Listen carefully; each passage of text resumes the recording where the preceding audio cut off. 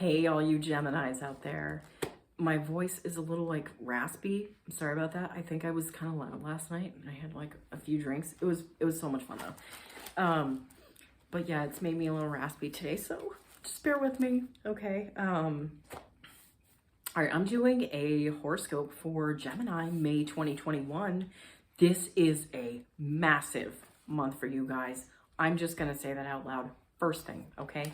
Because all right, let's get into it, shall we? Okay, so on the 3rd or the 4th of May, you have Mercury moving into Gemini, your first house.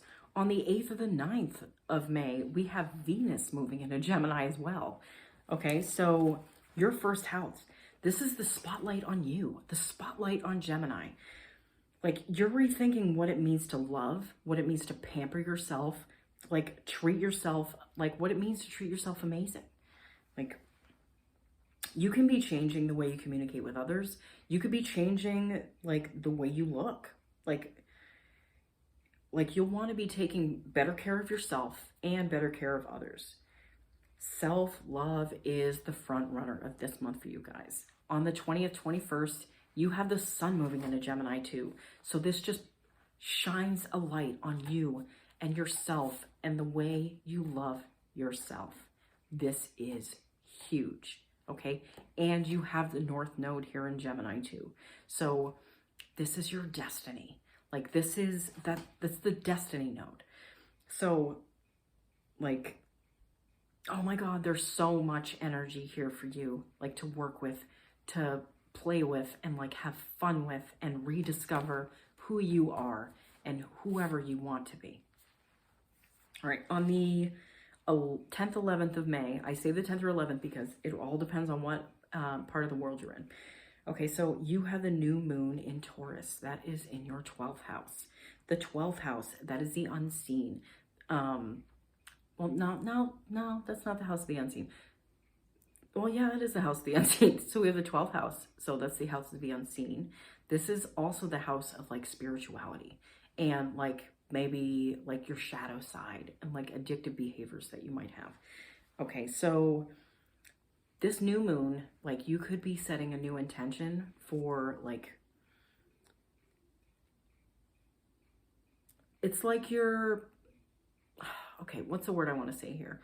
Like, you're setting a new intention for like maybe the way you want to like go forward, like within, like in your shadow self, like seeing those shadows come up and you're facing it in a different way with a different view of yourself. So those things can fall away. Like they can be phased out. You can be exploring the esoteric side of things. You could be exploring tarot and astrology.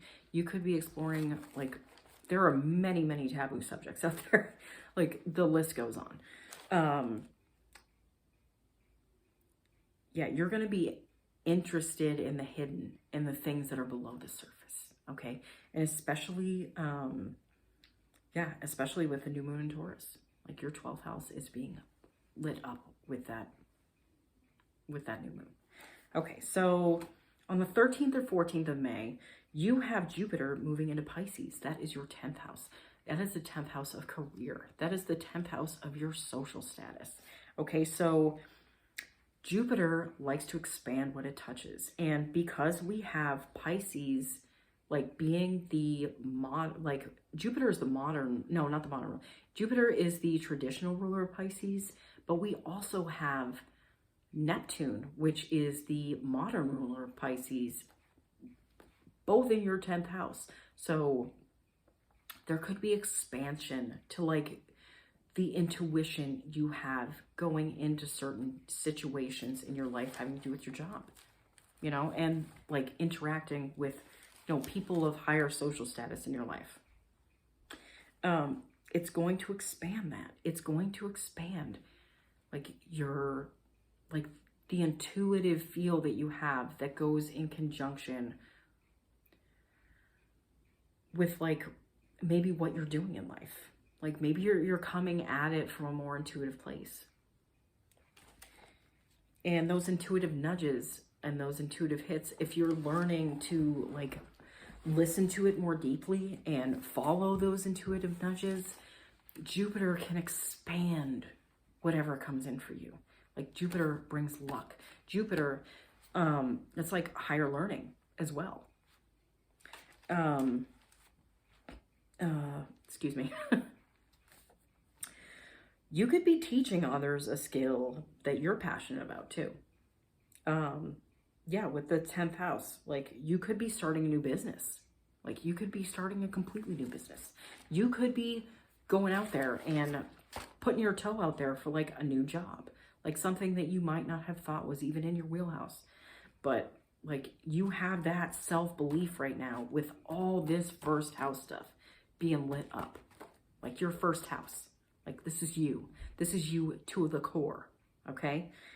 And you might be finding a belief in yourself that you didn't know you even had.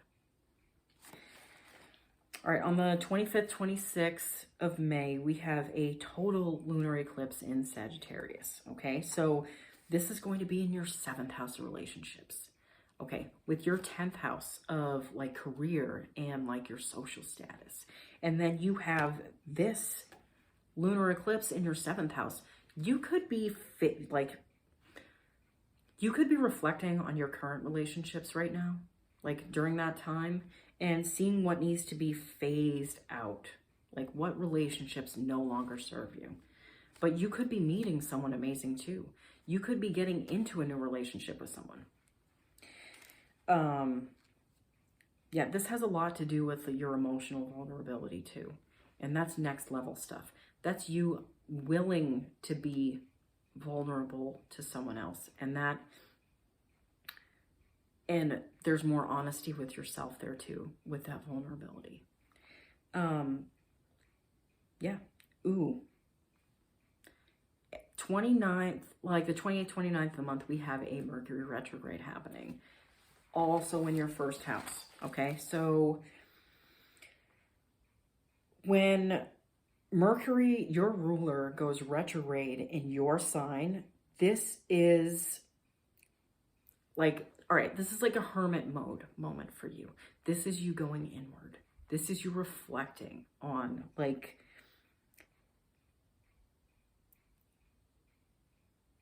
yeah, like reflecting on who you are to the core, like reflective energy, like seeing what parts you don't like anymore, seeing what parts you love, like emphasizing those, phasing out things you don't like, you know. And with the with this 12th house stuff in Taurus, you could be phasing out like maybe an addictive pattern or behavior that you had in your life that did not suit you. Okay. All right. And I was also going to say with the Mercury retrograde on the 28th or the 29th of May, that's going through to June 23rd, like 23rd, 24th. So I don't recommend signing any contracts in that time, okay? Like signing a new contract, like signing new paperwork, like starting something new. I would not start it during a Mercury retrograde. If you're going to start it beforehand, and like the Mercury retrograde will give you time to reflect, okay? Or you can do it after. It's also not a good time to like make like big electronic purchases. If something breaks, it's hard to fix things during a Mercury retrograde. I advise people just buy a new one if they have to. If you have to replace something, like fixing it will be tough during that time.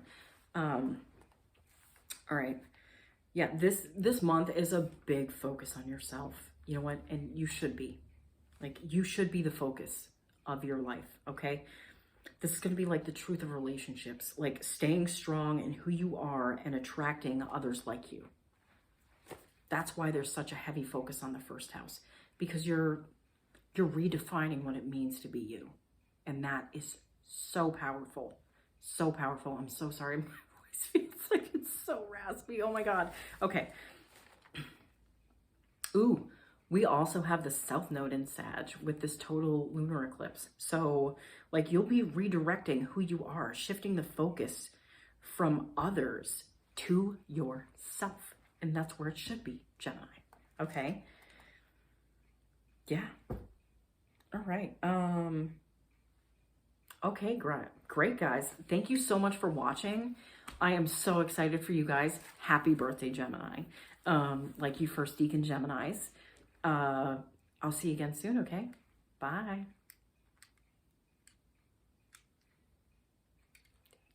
Ah.